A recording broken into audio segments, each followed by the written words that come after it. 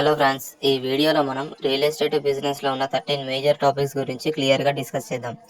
మీరు బయర్ అయినా, ఇన్వెస్టర్ అయినా లేదా రియల్ ఎస్టేట్ ఫీల్డ్లోకి ఎంటర్ అవ్వాలనుకుంటున్న వాళ్ళైనా ఈ వీడియో మీకు చాలా యూస్ఫుల్గా ఉంటుంది. సో వీడియోని స్కిప్ చేయకుండా లాస్ట్ వరకు చూడండి. Real estate point 1, types of property. Real estate only houses కాదు, మనకి రెసిడెన్షియల్, కమర్షియల్, ఇండస్ట్రియల్, అగ్రికల్చరల్ అనే డిఫరెంట్ ప్రాపర్టీ టైప్స్ ఉంటాయి. ఈ ప్రాపర్టీలో ఇన్వెస్ట్ చేయాలంటే మీ గోల్ బట్టి డిసైడ్ చేయాలి.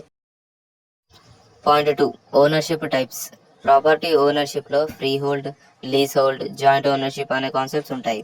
ఈ ఓనర్షిప్ టైప్ ఫ్యూచర్లో రీసేల్, లోన్, డిస్ప్యూట్స్లో ఇంపార్టెంట్ రోల్ ప్లే చేస్తుంది. Point 3, title deeds and documents.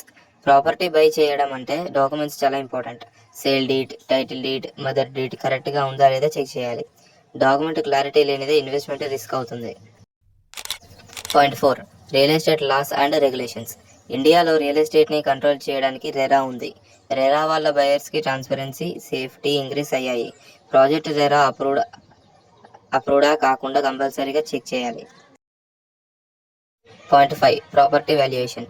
Property value అంటే మార్కెట్ ప్రైస్ మాత్రమే కాదు, circle rate, guidance value, market value అని ఉంటాయి. ఈ వాల్యుయేషన్ మీద loan eligibility and tax depend అవుతాయి. Point 6, buying process. Property buy చేయడంలో స్టెప్స్ ఉంటాయి. Agreement to sell, advance payment, registration. Without legal verification డైరెక్ట్గా డీల్ చేయడం చాలా dangerous. Point 7, selling process. Property sell చేయడం కూడా స్ట్రాటజీ ఉంటుంది.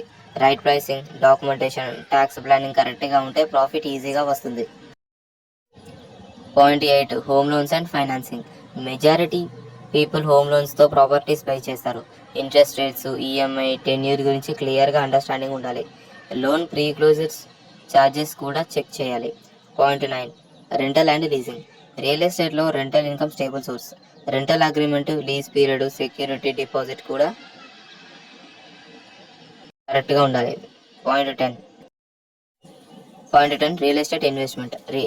ఇన్వెస్ట్మెంట్లో long term appreciation and short term flipping అనే ఆప్షన్స్ ఉంటాయి. కరెక్ట్ లొకేషన్ సెలెక్ట్ చేస్తే ల్యాండ్ ఇన్వెస్ట్మెంట్లో హై రిటర్న్స్ వస్తాయి. Point 11, commercial real estate. Office, shops, మాల్స్లో ఇన్వెస్ట్మెంట్ చేస్తే రెసిడెన్షియల్ కన్నా బెటర్ క్యాష్ ఫ్లో వస్తుంది, బట్ ఇన్వెస్ట్మెంట్ హైగా ఉంటుంది.